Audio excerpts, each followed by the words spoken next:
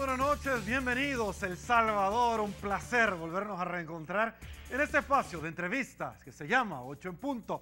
Soy Sergio Méndez, su anfitrión. Esta noche más que esperada, noche de análisis de todos los jueves, conversaremos con el doctor Miguel Fortín Magaña, Dagoberto Gutiérrez y el doctor Oscar, precisamente Godoy, acá desde Santa Ana. Conversaremos sobre todos los temas de actualidad, de coyuntura, el aspecto económico, el primer caso procesado luego de la ley de amnistía en contra del profesor Salvador Sánchez Ferrer. Los casos de probidad no paran y para la siguiente semana se espera una avalancha porque la Corte Suprema de Justicia está investigando a otros exfuncionarios públicos. De todo eso vamos a hablar en 8 en Punto. Antes le planteamos la pregunta para que usted nos acompañe con su participación. Nos trasladamos, producción, dice así: ¿cree que las mesas de diálogo entre el gobierno y Arena debieron ser creadas solo por técnicos, economistas y no por representantes de partidos políticos, pero particularmente únicamente del FMLN y Arena? Un 77% dice que sí, que tuvieron que ser creadas por técnicos, economistas, diestros en la materia, y un 23% que no. De 124 votos sin haber iniciado la entrevista 8 en Punto. Quiero saludar a quien hace posible, señores, noche tras noche, el primer segmento de esta su entrevista, como lo es Banco Agrícola. Y bueno, nos incorporamos a esta tribuna de entrevista para darle la bienvenida a nuestros invitados de todos los jueves, a los señores de lujo. Dagoberto Gutiérrez, señor, un gusto. ¿Cómo ha estado? Un abrazo. ¿Cómo se ha portado? ¿Cómo se siente? Es importante portarse mal. A veces. No Casi. Muy seguido, porque la costumbre se hace derecho. Usted es abogado. Siempre. Porque Siempre. quien se porta mal es para unos. Aprende el valor de portarse bien. Para otros se porta bien. Ok. Y quien se porta bien, también para unos, para otros se porta mal. Mira Bueno. cómo es la cosa de compleja. Ok. Nunca sabe uno para quién trabaja, ¿verdad? Bueno. Correcto. Con gusto. Le damos la bienvenida al doctor Miguel Fortín Magaña. Un placer, caballero. ¿Cómo ha estado? Pues de aquí, ¿Dónde andaba usted? Oyendo la conversación cuasi psicótica de ustedes dos. De portarse mal de pronto para sentirle un poco de sabor a la vida. ¿Cómo está, doctor? Bien, bien, bien. ¿Qué se me había hecho? Pues por ahí. Andaba de ausente. En el diplomado. Usted que no va al diplomado. Pero yo he preguntado por usted y usted no llega. Es que usted O por lo preguntó en menos otro no se lado. apunta. Ah, usted se apunta pero no llega. Con gusto le damos la bienvenida al señor Oscar Godoy. Que se le Doctor, había olvidado el apellido suyo. un placer. ¿Cómo ha estado? Es que le iba a decir otro, Muy ya le voy a decir bien, más bien. adelante. ¿Cómo No, está, señor? yo prefiero que él le olvide y no que me diga otro. Un gusto. Igual. ¿Cómo ve el facito? No sé. No sabe. Está bien, hay que ver Olimpia 33 todo Correcto. deporte. Le presentamos el collage de noticias de las más importantes en estos últimos días y que va a ser punto de partida para efectos de ilustración. Me desplazo, producción, acompáñeme. Arrancamos, dice así: Sánchez Serén sobre protestas de alcaldes: no puedo permitir que se desestabilice el país. Y cuando él hacía protestas, ¿qué tal? Milagro Navas: a Sánchez Serén el gobierno nos tiene que pagar el FODES. Va para 3 meses. Hacienda: desembolsa el FODES correspondiente a agosto, pero debe 2 meses más. Gana: hay dinero para el buen vivir, pero no para las alcaldías. Lo dijo el señor Tenorio. Sindicalistas denuncian mala administración del presupuesto de salud. Fiscalía General de República culpa a Hacienda del retraso en el cobro de impuestos. El fiscal le tiró la pelota. Jorge Dabú: gobierno no debe recibir más dinero para populismo y políticas erróneas. Murray Mesa dice que el reto es no gastar más de lo que uno se tiene. Ana Vilma de Escobar pide a la Asamblea la suspensión de viajes que no tengan beneficio para su país. Lo dijo en 8 en Punto, el lunes de esta semana. Dagoberto Gutiérrez, inicio con usted. El FODES no se desembolsa. Hay políticas erróneas, según Jorge Dabú y otras personas más. No hay que darle más plata al gobierno, dicen unos. Ya va para 3 meses, se va a desembolsar el FODES correspondiente al mes de agosto. Sin embargo, el profesor Salvador Sánchez Serén ha dicho que para desembolsar el resto le tienen que seguir aprobando más préstamos. Los 120 millones de dólares que necesita adicionalmente y hacer reformas al sistema de pensiones.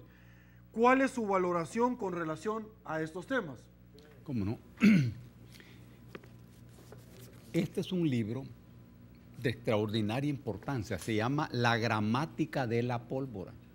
Es un estudio sobre las publicaciones revolucionarias de 1971 a 1979, escrita por Luis Alvarenga, un escritor bien fino, bastante minucioso y profundo. Es una publicación de la ECA, de la UCA. Centroamérica es un trabajo del doctor Rafael Mesa, que recoge lo que ocurrió en abril de 1885 en la batalla de Chalchuapa, en el esfuerzo de Justo Rufino Barrios, presidente de Guatemala, para unir Centroamérica. El doctor Mesa era secretario general de Justo Rufino Barrios. Conoce esto en sus interioridades. Es importante leerlo. Este es un trabajo que se llama El Salvador, crisis histórica. Esto lo escribí yo. Es una reflexión sobre cómo funciona el régimen político en el país, sobre las disposiciones constitucionales, bastante a fondo. ¿Cuál escribió usted? Es importante leerlo. Esto lo encuentran ustedes en la Universidad Luterana. Es una publicación de la Universidad Luterana. ¿Ese escribió usted? Sí, doctor? sí. Se llama crisis histórica. Este es un concepto que ayuda a entender lo que está ocurriendo. No olviden, hay que leer mucho y hay que actuar también. Ahora, lo que ha planteado Sergio nos lleva a reflexionar sobre el curso de la crisis en el país y la crisis del gobierno. Hay un derrumbe, en este proceso hay un derrumbe. Se derrumba el modelo político y económico montado en el país después de la guerra civil hace 25 años. En ese modelo, la guerrilla organizada en partidos políticos llamado FMLN y Arena debían funcionar como las vigas maestras del régimen político, en un bipartidismo. Pero eso nunca funcionó. Y 25 años después estamos viendo lo que está ocurriendo. ¿Qué ocurre hoy? Uno, hay un agotamiento del gobierno. Realmente el gobierno actual no existe. Existen los aparatos, existen los ministerios, pero esa es otra cosa. El diseño tradicional de un gobierno, eso no está presente en el país en este momento. Es más, si observas con mediana atención la conducta política del gobierno ante la protesta, te das cuenta que la respuesta es igual a la respuesta de la dictadura militar. Así como trataron a los profesores en la primera huelga de Andes de 1968 y 1971, lanzándole a la fuerza represiva. Ahora, la posición frente a la huelga, frente al abandono parcial de labores de los médicos, es igual.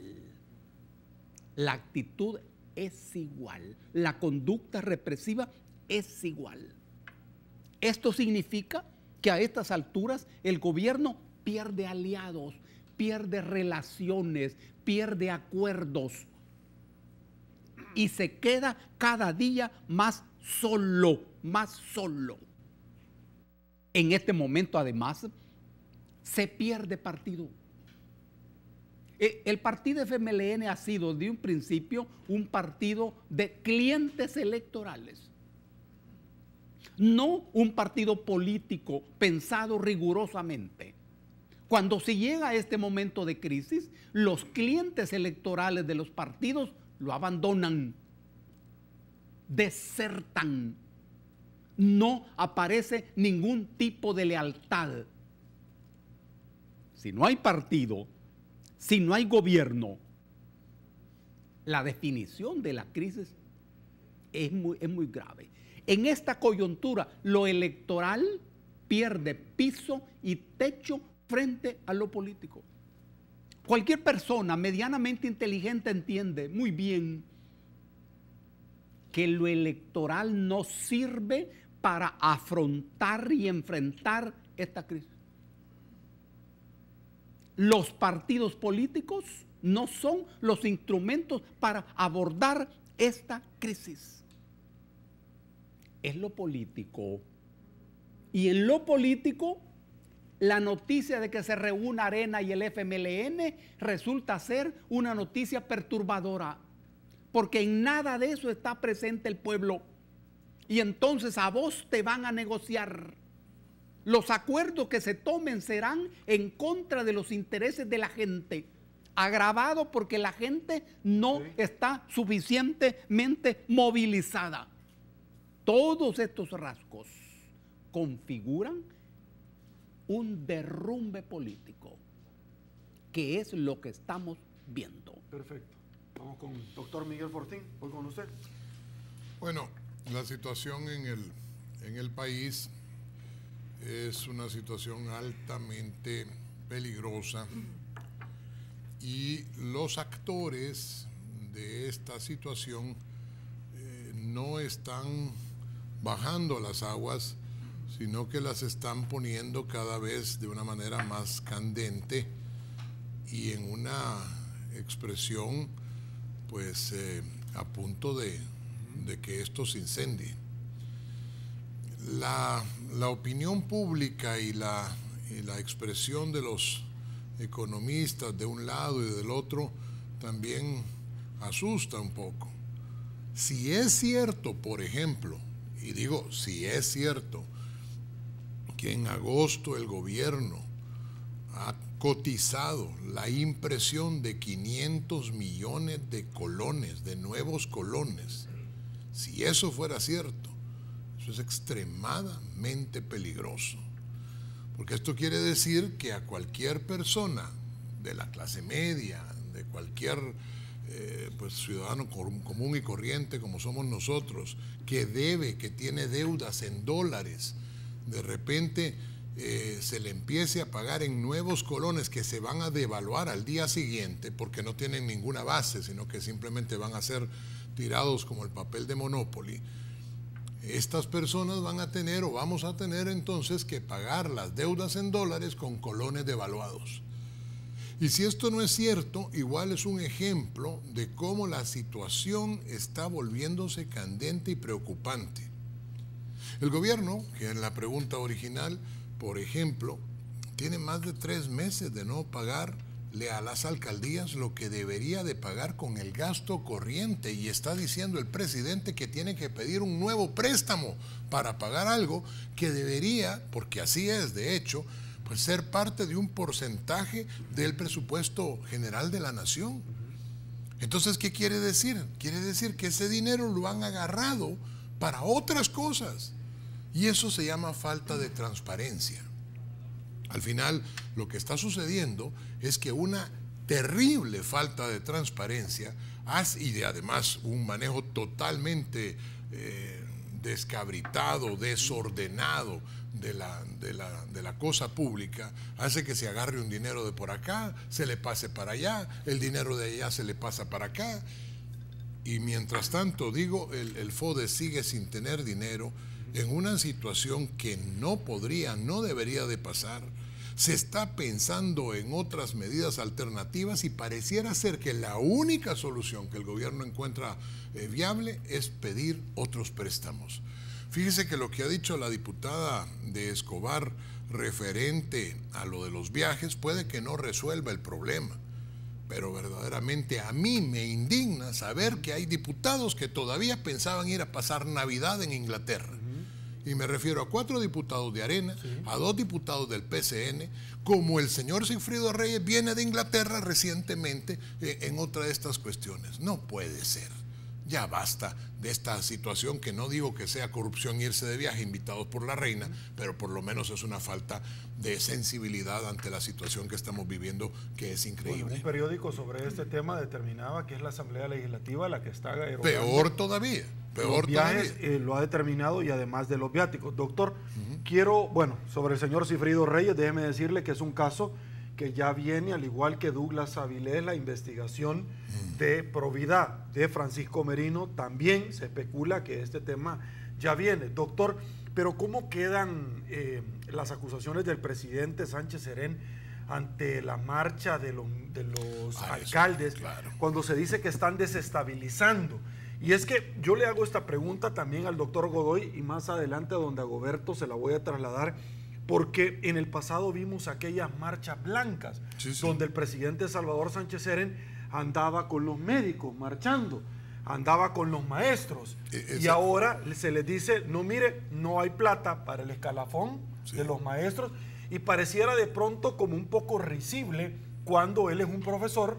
Él trataba de una u otra forma, cuando marchaba con ellos, de venir y estimularlos en busca de la aplicación correcta de la ley, porque el escalafón es de rango precisamente legal, pero también la reivindicación. Votaron muchísimas personas por él, muchos sectores, para que de una u otra forma se tutelaran los derechos jurídicamente vulnerados por muchos años en contra de los maestros. Ahora vemos a los maestros marchar en contra del profesor Salvador Sánchez Serén. ¿Su opinión? No, es que a mí me parece verdaderamente horrible que el presidente de la República crea que cualquiera que hable sobre un derecho o sobre un aspecto totalmente legal y jurídico, porque aquí lo del escalafón se trata de un aspecto que está normado por la ley salvadoreña. Si a alguien no le gusta, pues que cambie las leyes, pero no puede dejar de cumplir la ley. Y no puede terminar diciendo, pues como hace siempre, diciendo que cualquiera que diga algo o que opine de una manera ligeramente distinta de como él opina, se trata de un desestabilizador. Hombre, si la relatora de las Naciones Unidas ha hecho, por ejemplo, una expresión muy dura sobre lo que está pasando entre el Ejecutivo y las amenazas incipientes que de alguna manera se están esgrimiendo contra la Sala de lo Constitucional, ¿qué viene ahora entonces a decir el gobierno? Que también la ONU es parte de Arena, que de alguna manera todos ellos van a estar desestabilizándolo. No es así, no podemos seguir en eso. Ok, doctor Godoy, por favor. Bueno, este escenario al que nos hemos estado refiriendo en estos días nos refleja algo que pocos han mencionado, y es el agotamiento funcional de los acuerdos de paz. Los acuerdos de paz impregnaron una energía nueva en el país, montada sobre la esperanza después de 12 años de guerra y después de 60 años de autoritarismo militar. Los acuerdos de paz inauguran una época nueva, llena de perspectivas de que se iba a replantear lo político, lo económico y el modo de vivir en este país. Para eso se crearon instituciones, leyes, y uno creía que eso podía ser cierto. La coyuntura actual, en la que se habla de emergencias, de crisis, etcétera, refleja que esa propuesta de progreso, de orden, de desarrollo de oportunidades de los acuerdos de paz ha llegado a una fase de agotamiento, y que comprenderlo así nos lleva a pensar que una solución no resulta de un par de reuniones entre élites. Se necesita un aporte intelectual de otro nivel. Uno no puede esperar que sean los mismos políticos que se fueron a la guerra, los mismos que pactaron acuerdos de paz, los mismos que ignoraron la fase de posguerra, los mismos que han estado viviendo en la comodidad de este país, quienes van a resolver. ¿Cómo plantearse una salida diferente cuando este agotamiento de la energía de los acuerdos de paz está plasmado o se manifiesta en un déficit, digamos, en lo social, que se expresa en pobreza y falta de oportunidades, en un déficit en lo político que reduce la calidad de esta democracia nuestra que es tan mínima, en un déficit también en lo económico de un país que queda rezagado en la región después de ser un país con una tendencia pujante. Esta situación plantea un riesgo inmediato de hacer llegar al país a un estado friccionario. El estado friccionario es aquel donde los principales indicadores del país se están cayendo. Los indicadores de seguridad, los indicadores de empleo, los indicadores de pobreza, los indicadores de mortalidad y morbilidad, los indicadores incluso de reducción de la brecha de género.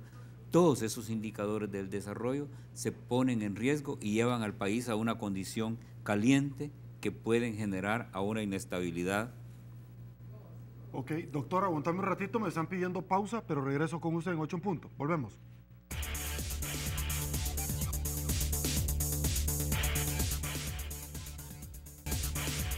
Doctor Godoy, estamos de regreso, voy con usted. En ese déficit de lo político, donde vemos que la calidad de la democracia se reduce, donde las instituciones que supuestamente deberían promover democracia también han caído en una falla crónica, donde los liderazgos del país no han alcanzado la categoría de ser los demócratas que el Estado demanda. Todo este contexto, como bien lo decía, abre un riesgo, y es el riesgo de que el país entre a la posibilidad de ser un Estado friccionario, un Estado donde los principales indicadores del desarrollo aumenten la temperatura de lo político y que se pueda plantear la posibilidad fáctica de un estado de crisis, una crisis general que incrementaría la posibilidad de que todo mundo se manifieste no por la razón de la democracia, sino por la razón de la fuerza. Manifestaciones, tomas de calles, tomas de instituciones, debilitamiento de la moral interna de los aparatos de represión y de control social,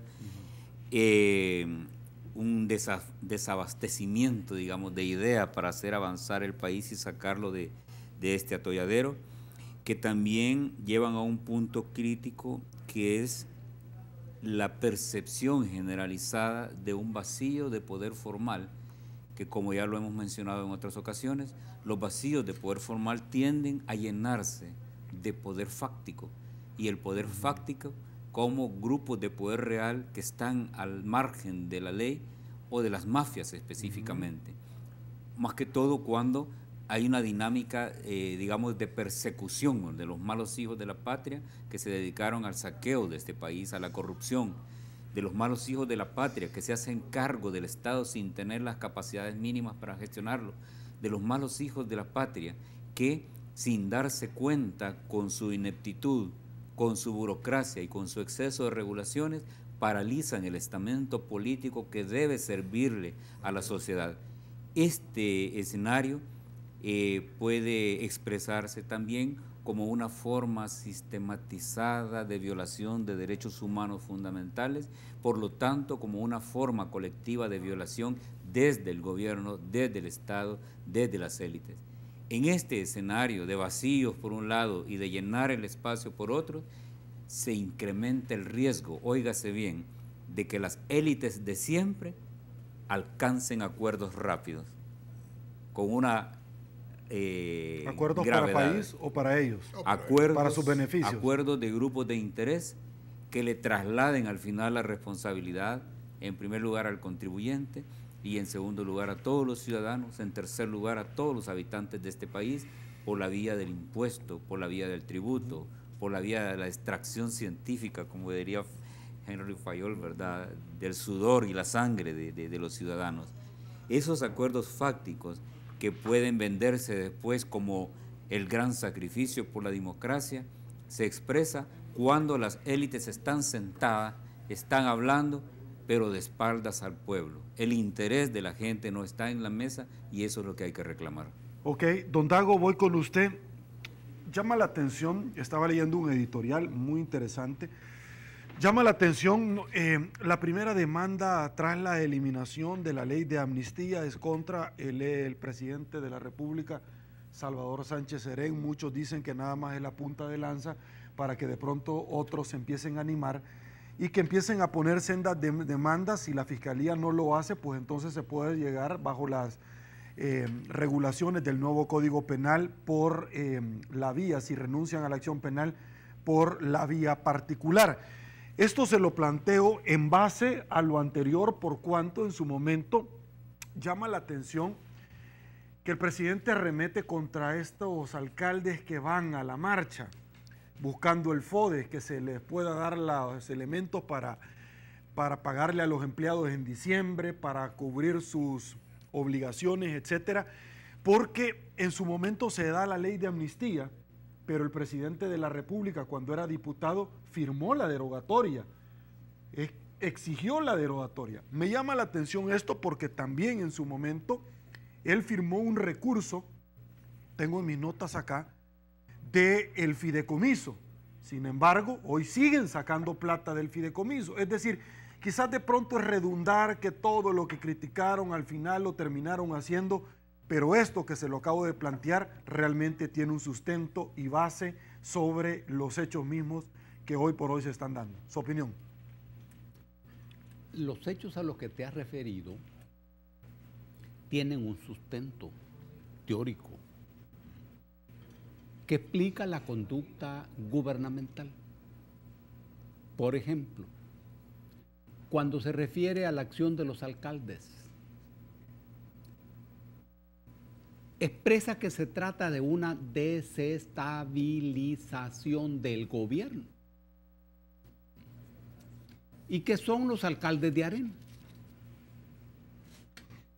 Aquí hay un criterio político establecido de hace muchos años, que expresa de que toda protesta, toda crítica, toda oposición viene del otro partido. Es una cosa meramente partidaria. Nadie que no sea de Arena está, de acuerdo a este criterio, en condiciones de pensar o de expresar ninguna crítica. Esta es una teoría realmente indebida. Y yo creo que la gente del FMLN tiene condiciones para pensar esto. Porque esto se expresa en el criterio de la desestabilización. Es que cuando un gobierno está siendo desestabilizado, está siendo conmovido, está siendo alterado, pero nada más. El resto está bien. El camino está bien. La casa está buena. Ahora, y es cierto que en este momento hay desestabilización, ¿es eso? ¿De eso se trata? Y aquí no estamos reflexionando sobre lo que la oposición puede hacer. Si es oposición, si tiene posibilidad, tiene que actuar en esa dirección. Casi están obligados. El tema es que aquí estamos frente al agotamiento de un proyecto político montado hace 25 años. Eso se terminó. Ese experimento está agotado. Este es el punto. No es una desestabilización. En segundo aspecto, cuando aparece la figura de la desestabilización, se está diciendo de que internamente todo está bien, que estructuralmente esto marcha bien. Pero además se está diciendo que la amenaza a ese proyecto es externa, que internamente no hay problema, no hay desafectos. Son los otros los que ladran y los otros los que tiran piedras. Pero en realidad ese no es el problema. Esto lleva a otra idea de que lo que está ocurriendo es un plan elaborado y urdido por determinados sectores ante un gobierno que está haciendo las cosas bien. Todo esto es una teoría política que no tiene asidero en la realidad.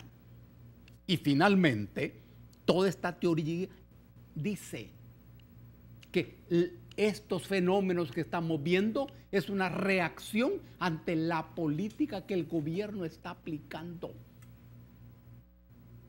Por eso, los gobernantes hablan de las conquistas que hay que defender, que no deben perderse. ¿Cuáles son esas conquistas? ¿Por qué la gente no las mira? ¿Ustedes hicieron una reforma educativa? No.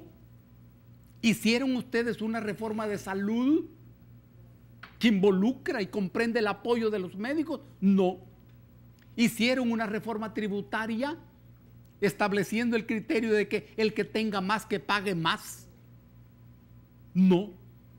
¿Hicieron ustedes una nueva política económica diferente a la de la economía neoliberal? No. Si no lo hicieron, ¿qué hicieron en y con el gobierno?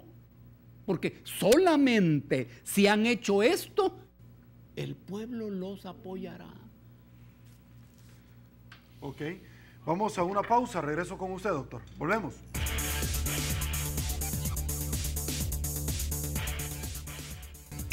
Estamos de regreso. Doctor Fortín, voy con usted y con el doctor Godoy sobre dos temas importantes. Uno es secretario privado de la presidencia, el señor Saca, a juicio por 18 millones de la partida secreta que empezó a administrar particularmente. Recibió plata el partido Arena y nuevamente salen los fondos de Taiwán, número uno.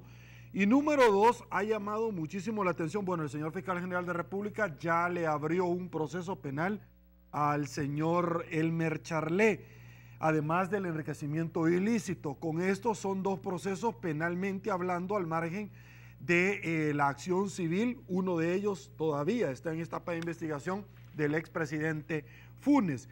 Lista de deudores de impuestos involucra al mismo ministro de Hacienda. Adquiera SADCB, una empresa dedicada a la intermediación comercial, crediticia y financiera, debe al fisco $397,000 por no pagar el impuesto sobre la renta del 2005. En marzo del 2009, el administrador único de esa compañía morosa en el fisco, el señor Carlos Cáceres, quien renunció al puesto y 2 meses después fue nombrado ministro de Hacienda del gobierno del señor Funes. En el 2004, el presidente Salvador Sánchez Serén lo ratificó en el cargo. Una misma empresa donde el ministro era el administrador único. Los dos temas, voy con usted rápidamente. Bueno, es que realmente estamos abriendo la caja de Pandora, Esta era aquella caja mitológica en donde estaban contenidas todas las virtudes, y cuando Pandora la abre, pues salen todas las virtudes y apenas ella logra cerrarla, quedando atrapada nada más la virtud de la esperanza. Ese es el mito. Pero cuando uno habla de la caja de Pandora, realmente uno habla que una vez que uno abre alguna caja, por ejemplo la caja de la corrupción o la caja de la impunidad o la caja de la intolerancia, uno va viendo cada vez más y más actores de uno y otro momento político en donde uno se queda francamente asustado. Es que no se trata de 100 pesos, no se trata de que compraron un Mango Twist en $2 y solo valía 1. No, hombre, se tratan de millones de dólares. Se trata de personas que se han enriquecido y que sigue uno descubriendo esos niveles de enriquecimiento en donde uno se queda asustado. Es que hay índices y hay insinuaciones de este enriquecimiento ilícito, no solo porque uno tenga a la vista, digamos, las cuentas de alguien, pero también por el cambio en el estilo de vida. Y es que eso es lo que uno va descubriendo en este cambio en el estilo de vida, en donde se viven como jeques o como potentados árabes, dueños de petroleras, unos aquí, otros en Nicaragua, otros en San Miguel y otros en San Salvador. Realmente uno no puede sino de quedarse y decir, Dios mío, cuánta impunidad, cuánta corrupción, cuánta incapacidad. Y dentro de este contexto las cosas siguen desafortunadamente todavía más o menos igual. Entonces aquellos que criticaron lo extraño terminan haciendo lo propio y al final estamos en una situación en donde Dios mediante vamos a salir, pero solo con el esfuerzo de todos los salvadoreños. Doctor Godoy, por favor. Bueno, este caso que estamos discutiendo del exsecretario de un expresidente. ¿De 2 años únicamente? De 2 años únicamente. 2 años. Pone en relieve un par de cosas. En primero, que la bola de la corrupción se sigue desenmarañando. Cada semana que pasa nos enteramos de nuevos casos. Pero también refleja la habilidad de los políticos para organizarse bajo figuras de crimen político para extraer el dinero de la gente. Y es que a veces se trata el tema de la corrupción como una categoría propiamente política y no nos detenemos a pensar cuál es la vinculación directa de esto con otro gran campo que es la ética política.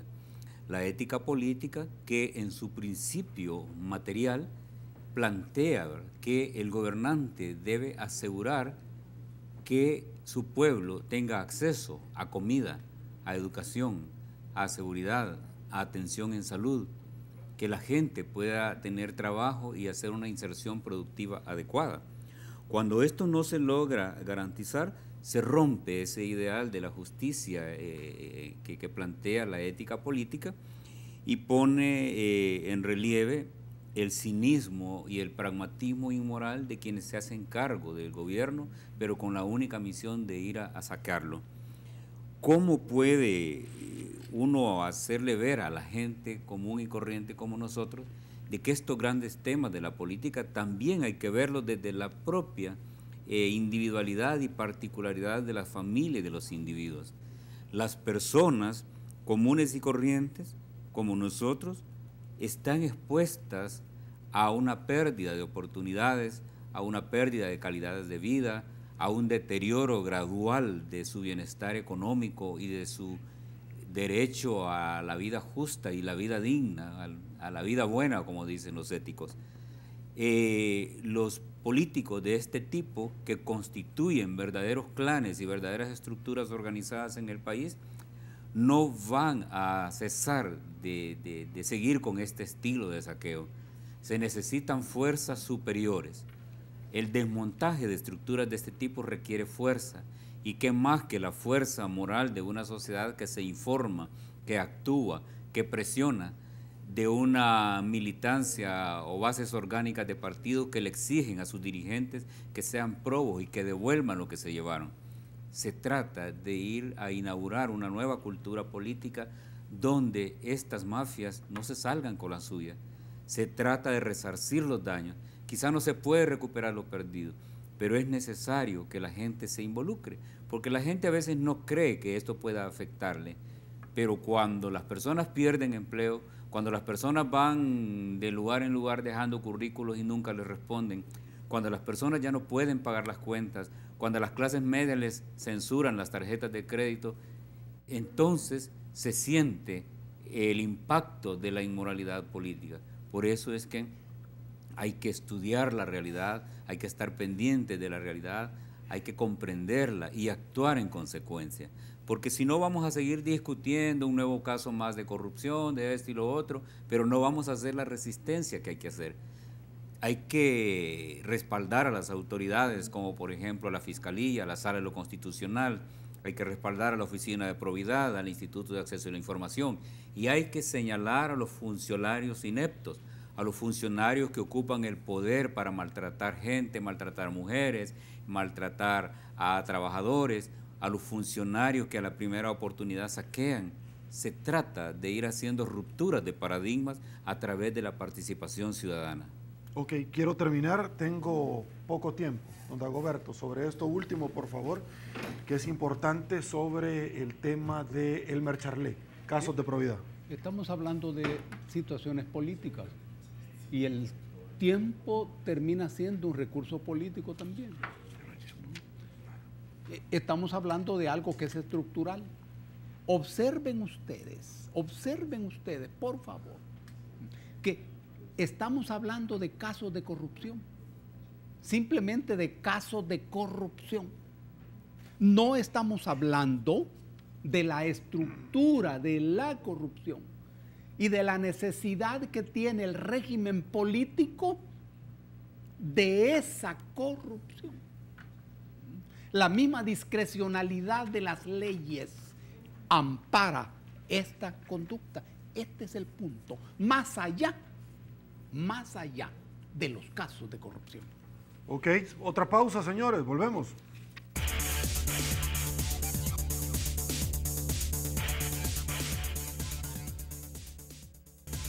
Señores, estamos de regreso, llegamos al final de la entrevista 8 en punto, don Dagoberto Gutiérrez, como suerte, siempre. Es un placer haberlo tenido en su casa. ¿Cómo no? Gracias. Hoy no le va a decir que si no está enfermo del estómago. No, ya me dio una pócima. medicina, ya me curé. No me anda haciendo la mala propaganda, de verdad, la gente se preocupa en la calle, me abraza, de verdad. Y se le sale cuando lo abraza. No, me dice, dele una pastillita a don Dagoberto. Doctor. Yo le quiero dejar al doctor Fortín un mito para que lo piense en contexto. El mito de Sísifo, ¿verdad? Que su castigo era subir una piedra a una montaña, y cuando llegaba a la cresta de la montaña la piedra se le caía, bajaba a recogerla y así hasta la eternidad. Así es la política en El Salvador, como el mito de Sísifo. Pues ojalá que no, ojalá que la cambiemos. Uy, señores, saludamos a la Caja de Crédito de Colón porque es parte activa, permítame, de la entrevista 8 en punto. Al igual que todos ustedes que le presentamos al principio de la entrevista, la pregunta y la participación de esta noche es esta. ¿Cree que las mesas de diálogo entre el gobierno y Arena debieron ser creadas solo por técnicos economistas y no por representantes de partidos políticos, particularmente el FMLN y Arena? Un 79% dice que sí, un 21% que no. De 162 votos, siga participando porque 8 en punto no duerme. A continuación se viene Olimpia 33, todo deporte. Soy Sergio Méndez, así están las cosas hoy por hoy en nuestro país. Si le gustó la entrevista, comente la mañana. Será hasta mañana, que descanse y una vez más que el Señor nos bendiga a todos.